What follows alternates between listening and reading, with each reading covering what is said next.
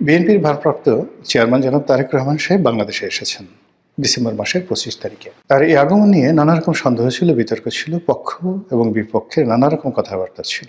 যারা বলেছিলেন যে তারেক রহমান সাহেব আসবেন না বা আসতে পারেন, শেষ দিন পর্যন্ত যারা অটল ছিলেন 25 তারিখ সকালবেলা পর্যন্ত, এবং অনেক আশঙ্কা করেছিলেন যে তিনি হয়তো আসতে যদি পারেনও এয়ারপোর্ট থেকে বের হতে পারবেন না। এই যে যারা হতাশাবাদীর যে গ্রুপটি ছিল তাদের মুখে রীতিমতো চুনকালি দিয়ে তিনি এয়ারপোর্ট থেকে বের হয়েছেন এবং দেশের মাটিতে পা রেখে খালি পায়ে তিনি মাতৃভূমির মাটিকে সম্মান জানিয়েছেন, আবেগপ্রবণ হওয়ার চেষ্টা করেছেন এবং সেখান থেকে তিনি নেতাকর্মীদের মাঝে চলে এসেছেন 300 ফিটের সংবর্ধনা স্থলে। এবং দিনটি কোনো রকম নেতিবাচক কোনো বিষয় ছাড়া চমৎকারভাবে শেষ হয়েছে। আর এতে করে বিএনপি যারা সমালোচক তাদের রীতিমতো ঘুম হারাম হয়ে গেছে, যারা প্রতিদ্বন্দ্বী বিএনপির প্রতিদ্বন্দ্বী তাদের মন খারাপ হয়ে গেছে। আর তারেকবিহীন বাংলাদেশে যারা নানাভাবে ছড়ি ঘোরাতেন ক্ষমতার, তারা এখন নতুন করে ভাবছেন যে ছড়িটা বের করবেন কি করবেন না, করা ঠিক হবে কি হবে না ইত্যাদি নানা কথাবার্তা। এই গেল এক। 2 নম্বর হলো যে সুদূর প্রবাসী থেকে তারেক রহমান সাহেব যেভাবে দল চালিয়েছেন, সেই বাংলাদেশে অনেক অনেক ব্যক্তি তারা জনাব তারেক রহমান সাহেবের নাম ব্যবহার করে ফায়দা লোটার চেষ্টা করেছেন এবং কেবলমাত্র তারেক রহমান সাহেবের ভয় দেখিয়ে তারা যে আর্থিক সুবিধা নিয়েছেন, দুর্নীতি করেছেন, অনিয়ম করেছেন, কমিটি বিক্রি করেছেন, এরকম লোকজন রয়েছেন অনেক, যাদের বিরুদ্ধে অভিযোগের পাহাড়। এখন যারা অভিযোগ করতে আসবেন জনাব তারেক রহমান সাহেবের কাছে, সেটার পরিণতি কী হবে?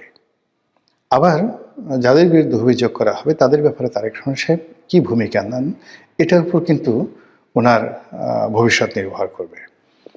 উনি যখন লন্ডনে ছিলেন অনেক বিষয় তিনি জানতেন বা অনেকে তার কাছে অভিযোগ করতেন, কেউ টেলিফোনে করতেন, কেউ হয়তো ওনার সাথে গিয়ে দেখা করে করতেন। উনি তার সুদূর প্রবাসে থাকার কারণ দেখিয়ে অনেক বিষয় তিনি এড়িয়ে যেতে পারতেন, কিন্তু যেহেতু এখন সরাসরি তিনি বাংলাদেশে আছেন, কাজেই এখন তার দলের যে কোনো দুর্বলতা, যে কোনো অক্ষমতা, যে কোনো অনিয়ম, এটি তিনি দায় এড়াতে পারবেন না, তাকে এই দায় নিতে হবেই। কাজে এগুলোর উপরে তার অনেক কিছু নির্ভর করবে। আর তাকে এই সময়টিতে সবচেয়ে বেশি তাকে যে রক্ষা করতে পারবে সেটা হলো প্রবল রাজনৈতিক প্রতিদ্বন্দ্বিতা। তিনি যদি রাজনৈতিকভাবে প্রতিদ্বন্দ্বিতার মুখোমুখি না হন, তার নেতাকর্মীরা যদি অবাধে বাংলাদেশে দাপট দেখাতে পারে, আপনি নিশ্চিতভাবে ধরে নিতে পারেন যে তাদের পরিণতি ছাত্রলীগ, যুবলীগ কিংবা আওয়ামী লীগের চাইতে 1000 গুণ খারাপ হয়ে যাবে, কোনো সন্দেহ নেই। এই জন্য হয় কি, যখন কোনো একটা সমাজে প্রতিযোগিতা না থাকে, আমাদের প্রকৃতিটাই কিন্তু আল্লাহ রাব্বুল আলামিন তৈরি করেছেন তাপ চাপ দিয়ে, অর্থাৎ আপনার চারিদিক থেকে বাতাসের চাপ থাকবে, মাটিতে আপনার একটা টান থাকবে, মাধ্যাকর্ষণ শক্তি থাকবে, মহাকর্ষণ শক্তি থাকবে, আকাশ থেকে টানতে থাকবে, এবং আপনার শরীরটিকে আপনি ব্যালেন্সে রাখতে পারবেন। কিন্তু এই ব্যালেন্সটা যেখানে থাকে না, বাতাস থাকে না, আলো থাকে না, সেখানে মানুষ হাওয়ায় উড়তে থাকে চাঁদের দেশের মতন করে।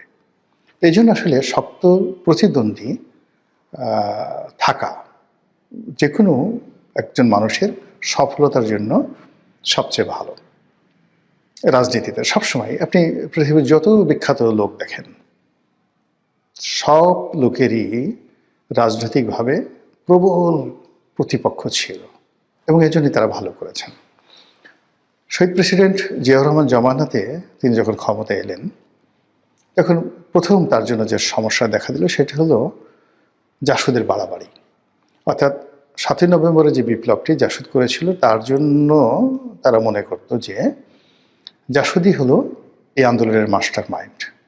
ডক্টর মোহাম্মদ ইউনূস যে সমস্যায় পড়েছেন এনসিপির দ্বারা, বা যে সমস্যায় তিনি পড়েছেন সেই সমন্বয়কদের দ্বারা, ঠিক একই সমস্যায় জিয়াউর রহমান সাহেব পড়েছেন জাসদের দ্বারা। তো জাসদের সেই হাত থেকে বাঁচার জন্য তাকে নিষ্ঠুর হতে হয়েছে। দ্বিতীয় তার যে সমস্যা সেটা হলো তার জমানাতে হঠাৎ করে দক্ষিণপন্থী গ্রুপ শক্তিশালী হয়ে পড়ে, জামাত শক্তিশালী হয়, মুসলিম লীগ শক্তিশালী হয়, এবং জামাত এবং মুসলিম লীগের মদত পুষ্ট পাকিস্তান ফেরত সামরিক এবং বেসামরিক কর্মকর্তারা জিয়াউর রহমানের জন্য রীতিমতো আজরাইলের ভূমিকায় অবতীর্ণ হয়। এবং জিয়াউর রহমান সাহেব যেহেতু মুক্তিযোদ্ধা ছিলেন, আর অন্যদিকে যেহেতু মুক্তিযুদ্ধের যারা সপক্ষ শক্তি তাদের আউট হয়ে গিয়েছিল, অর্থাৎ আওয়ামী লীগ সেই সময়টাতে ছিল, ফলে ওই শূন্যটাতে যেভাবে মুসলিম লীগ জামাত দখল করেছিল ঠিক একই অবস্থা কিন্তু এখন বাংলাদেশের দক্ষিণপন্থীদের আওয়ামী লীগের অবর্তমানে তাদের যে শক্তিমত্তা, এটা জিয়া রহমানের জামানাতে যতটা বেশি ছিল তার সাথে অনেক অনেক বেশি জনাব তারেক রহমান সাহেবের জন্য চাপ তৈরি করবে। জিয়া রহমান সাহেবের জামানাতে যারা ছিলেন মুসলিম লীগের, জামাতে ইসলামী, তারা অনেক প্রাজ্ঞ ছিলেন, অভিজ্ঞ ছিলেন, এবং এখনকার মতো ইন্টারনেট ছিল না। এবং তখন টিনের ছেলে কাওয়া বা 1 2 3 এ ধরনের স্লোগান হবে, এটা কল্পনাই করা যেত না। কোনো একজন সম্মানিত লোককে নিয়ে এ ধরনের কথাবার্তা বলবে, এটা কেউ মানে আউট অফ দেয়ার ইমাজিনেশন। কিন্তু এখন কি হলো, এখন এমন একটা বেয়াদব জেনারেশন আমাদের সামনে চলে এসেছে, এরা সব কিছু করতে পারে, যে কোনো মানুষকে নিয়ে যে কোনো কথা বলতে পারে, যে কোনো অপরাধ করতে পারে, এবং তাদের কোনো রকম অনুশোচনা বোধ নেই, লাজ নেই, লজ্জা নেই, অপমান বোধ নেই, কিচ্ছু নেই। একটা নতুন জেনারেশনের মধ্যে চলে আসছে। ফলে তারেক রহমান সাহেবকে এই জেনারেশন মোকাবেলা করে, এবং এই জেনারেশনের যারা দক্ষিণপন্থী গ্রুপ আছেন তারা আরও ডেঞ্জারাস। এই জিনিসগুলো যদি তাকে মোকাবেলা করতে হয় আগামী দিনগুলোতে, তাহলে তার দলের অস্তিত্ব থাকবে না। জিয়া রহমান সাহেব যখন দেখলেন যে তিনি জামাতের সঙ্গে পেরে উঠছেন না, তখন জামাতের রাজনীতিটাকে তিনি কৌশলে ডিফিকাল্ট করে দিলেন, যাকে বলা হয় জটিল করে দিলেন।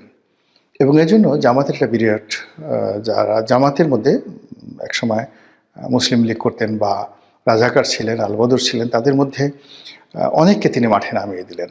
অনেক ইন্টেলেকচুয়াল রয়েছেন, ইসলামপন্থী স্মার্ট লোক ছিলেন। বিশেষ করে ওই জমানাতে ইনকিলাবের যিনি প্রতিষ্ঠাতা ছিলেন মাওলানা মান্নান, অসাধারণ মেধাবী। বাংলাদেশে মানে এইরকম ইসলামপন্থীদের মধ্যে এইরকম মেধাবী, এরকম স্মার্ট লোক আপনারা যারা মাওলানা মান্নানকে দেখেননি তারা কল্পনাই করতে পারবেন না। এ যুগের মামুনুল হক, এ যুগের ডাক্তার শফিক, বা এ যুগে যে সকল জুনায়েদ হাবিবি যারা আছেন, মানে যদি আপনি মাওলানা মান্নানকে, মাওলানা মহিউদ্দিন খানকে, তারপরে হাফিজি হুজুর সাহেবকে, ওয়াইদুল হক, খতিব ওয়াইদুল হক, এদেরকে আপনি 1000 নম্বর দেন, তাহলে বর্তমান জমানাতে যারা আছেন তাদেরকে আপনি 1 নম্বর দিতে ইচ্ছা করবে না। আমি তাদের সঙ্গে চলেছি, আমি জানি এটা। তাদের জ্ঞানের গভীরতা, তাদের চরিত্র, তাদের ব্যক্তিত্ব, তাদের ধন সম্পদ, তাদের ইন্টারন্যাশনাল কানেক্টিভিটি, এটা কল্পনাই করা যায় না এই যুগে যারা দক্ষিণপন্থী রয়েছে। তো সেই জমানাতে তিনি জনাব তারেক রহমান সাহেব মাওলানা মান্নানকে নামিয়ে দিলেন জামাতের বিরুদ্ধে, এবং অত্যন্ত ক্যানিং, যেটাকে বলে ইংরেজিতে ক্যানিং, চালাকি করে, বুদ্ধি খাটিয়ে মাওলানা মান্নান যেভাবে জামাতকে কোণঠাসা করেছিল, এবং সেটা যদি না করতেন জিয়াউর রহমান সাহেব সঙ্গে, মানে জিয়াউর রহমান সাহেবের পক্ষে তখন জামাতকে মোকাবেলা করা সম্ভব ছিল না। কিন্তু এত কিছুর পরেও কিন্তু জিয়াউর রহমান সাহেব দেখলেন যে না, হচ্ছে না, তিনি পারছেন না। একদিকে জাসদ, অন্যদিকে সর্বহারা পার্টি, অন্যদিকে যাকে বলা হয় এই দক্ষিণপন্থী অসংখ্য গ্রুপ, তারপরে মুসলিম লীগ, তার নিজের দল, মানে অন্তত 100টি ধড়িবাজ গ্রুপ তৈরি হয়ে গেল। এর মধ্যে সেনাবাহিনীতে একটার পর একটা বিদ্রোহ, এবং সেনাবাহিনীর সেই বিদ্রোহের সঙ্গে সঙ্গে পার্বত্য অঞ্চলে সমস্যা দেখা দিল। তো এই অবস্থাতে তিনি মনে করলেন যে এখন শক্ত রাজনৈতিক প্রতিপক্ষ ছাড়া সম্ভব নয়। ফলে তিনি নিজে কিন্তু আওয়ামী লীগকে রিভাইভ করেছিলেন। এটা আওয়ামী লীগের জন্য নয়, তার নিজের জন্য। তারপর তিনি আওয়ামী লীগকে রিভাইভ করার পর দেখলেন যে আওয়ামী লীগ সেই দ্বন্দ্ব করে, সংঘাত করে, গ্রুপিং করে, 3 থেকে 4টা গ্রুপ হয়ে গেল, মিজান গ্রুপ হয়ে গেল। তারপরে শেষে যাকে বলা হয় আব্দুল মালেক উকিল গ্রুপ হয়ে গেল, আরেকটি আরও 2-3টি গ্রুপ হয়ে গেল বিভিন্নভাবে, মহিউদ্দিন গ্রুপ হয়ে গেল, বাকশালের আর একটা গ্রুপ হয়ে গেল। তখনও বাকশাল হয়নি, কিন্তু মানে ওই যারা কট্টরপন্থী বাকশাল ছিলেন তারা আলাদা হয়ে মোটামুটি 3 থেকে 4টি গ্রুপ হয়ে এমন দ্বন্দ্ব সংঘাত শুরু করে দিল। তো সেদিকে আব্দুর রাজ্জাক, ডক্টর কামাল হোসেন, বরিশালের মহিউদ্দিন সাহেব যার নাম ছিল চাকু মহিউদ্দিন, তুফাইল সাহেব, আমু সাহেব, সুরঞ্জিত সেনগুপ্ত থেকে শুরু করে আওয়ামী লীগের যে সকল নেতৃবৃন্দ, জোহরা তাজউদ্দিন, সাজেদা চৌধুরী, আরও অনেকে, মানে কোনো অবস্থাতেই আব্দুল মালিক উকিল, মানে টাঙ্গাইলের আব্দুল মান্নান, মানে একজনে ছিলেন রীতিমতো মহিরু। এর মধ্যে লতিফ সিদ্দিকী, কাদের সিদ্দিকী তখন দেশের বাইরে, যারা লতিফ সিদ্দিকী দেশের বাইরে, অন্যান্য যারা ছিলেন, মানে গ্রুপিংয়ের যন্ত্রণায় মানে মানুষের জীবন অতিষ্ঠ হয়ে গেল। জিয়াউর রহমান চিন্তা করলো যে না, এটা সম্ভব নয়। তখন তিনি কিন্তু শেখ হাসিনাকে আনার উদ্যোগ নিলেন আওয়ামী লীগকে ঐক্যবদ্ধ করার জন্য। কারণ হলো তিনি যেখানে হাত দিচ্ছেন সেখানে বিশৃঙ্খলা, জামাতে বিশৃঙ্খলা, মুসলিম লীগে বিশৃঙ্খলা, তার নিজের দলে বিশৃঙ্খলা, এবং সে নিজের দলে বিশৃঙ্খলতা, মানে চট্টগ্রামের বিশৃঙ্খলতা বন্ধ করার জন্য, পলিটিক্যাল নেগোসিয়েশন করার জন্য গিয়েই তো তিনি মারা গেলেন, শহীদ হলেন। তো ওই অবস্থাতে তিনি শেখ হাসিনাকে ফেরত এনেছিলেন যেন তার একটা শক্ত প্রতিপক্ষ থাকে। কিন্তু শেখ হাসিনা আসার অল্প কিছুদিন পরেই তিনি কিন্তু নিহত হন। ফলে তিনি রাজনীতির যে সুবাতাস, রাজনীতির যে সুখ, সেটা কিন্তু পাননি। একজন মিলিটারি ডিক্টেটর হিসেবে, একজন অ্যাডমিনিস্ট্রেটর হিসেবে তিনি যে তার শুভকর্ম, সেই শুভকর্ম নিয়ে তিনি বেঁচে আছেন। তো ওই অবস্থাতে যদি তার মৃত্যু হতো, তাহলে তার পরিণতিটা কি হতো বলা যায় না। যেহেতু একটা দুর্ঘটনার মাধ্যমে, একটা সেনা বিদ্রোহের মাধ্যমে, একটা অভ্যুত্থানের মাধ্যমে তার নির্মম হত্যাকাণ্ড হয়েছে, ফলে তিনি যে পাবলিক সেন্টিমেন্ট পেয়েছিলেন, এই কারণে জিয়াউর রহমান এখন সকল মানুষের সম্মান এবং মর্যাদার প্রতীক হয়ে আছেন। কিন্তু তার পলিটিক্যাল যে থিওলজি, ধর্মতত্ত্ব, তার যে পলিটিক্যাল, তিনি যে মানে যে একটা লিগেসি তৈরি করার চেষ্টা করেছিলেন, সেই জিনিসটি বিএনপির যারা লোকজন আছে তাদেরকে বুঝতে হবে যে কেন তিনি আব্দুল হামিদ চৌধুরী, কেন তিনি আবুল মনসুর আহমদ, কেন তিনি ফেরদৌস আহমেদ কুরেশির মতো মানুষকে এতটা মর্যাদা দিতেন, এতটা মর্যাদা দিতেন। এইগুলো একটা গ্রুপ। আরেকটা গ্রুপ ছিল সেই আতাউর রহমান সাহেব, মশিউর রহমান যাদু মিয়া, শাহ আজিজুর রহমান, এদের মতো লোককে নিয়ে তারা আর একটা গ্রুপ ছিল। আর পার্লামেন্টকে জমিয়ে রাখার জন্য কাজী জাফর আহমেদ, মধুদ আহমেদ, ওবায়দুর রহমান, কে এম ওবায়দুর রহমান, তাদেরকে দিয়ে তিনি আর একটা গ্রুপ। কিন্তু কোনো অবস্থাতে আওয়ামী লীগ ছাড়া কিন্তু তার এই যে বাংলাদেশের সবচেয়ে মেধাবী লোকগুলোকে তিনি নেওয়ার পরেও কিন্তু তিনি স্বস্তি পান নাই। ব্যালেন্স করার জন্য তাকে কিন্তু আওয়ামী লীগটাকে রিভাইভ করার পরে আবার আওয়ামী লীগকে রিভাইভ শুধু করে না, ঐক্যবদ্ধ করার জন্য শেখ হাসিনাকে আনয়ন করতে হয়েছিল। বোঝার চেষ্টা করুন। ওই সময়টাতে যে অবস্থা ছিল, অর্থাৎ 1975 সনের 7ই নভেম্বর থেকে আপনি জিয়াউর রহমান সাহেবের যে মৃত্যুর দিন পর্যন্ত, 81 সন পর্যন্ত বাংলাদেশের অবস্থা কিন্তু টারমাইল ছিল। উনি খুব শক্ত হাতে সব কিছু দমন করেছেন। কিন্তু ওই সময়টাতে যারা ছিলেন তারা বুঝতে পারবেন যে পলিটিক্যাল অবস্থা কোন পর্যায়ে ছিল। এখন বাংলাদেশে যে ডক্টর মোহাম্মদ ইউনূসের জমানাতে কোনো অবস্থাতে কিন্তু পলিটিক্স কোনো সেভে আসছে না। না জামাত, না বিএনপি, না এনসিপি, মানে কেউ এই পলিটিক্সটাকে সেভে আনতে পারছে না। আবার বিএনপি যেভাবে সালাউদ্দিন সাহেবকে নিয়ে, মির্জা ফখরুল সাহেবকে নিয়ে, মির্জা আব্বাসকে নিয়ে যেভাবে তারা অর্গানাইজ করার চেষ্টা করেছে, উইদাউট তারেক রহমান সাহেব ছাড়া এটা হচ্ছিল না। ফলে এই বিরাট পলিটিক্যাল যে শূন্যতা, সেই শূন্যতা দূর করার জন্যই কিন্তু জনাব তারেক রহমান সাহেবকে বাংলাদেশে আনা হয়েছে বা তিনি এসেছেন। এখন তারেক রহমান সাহেব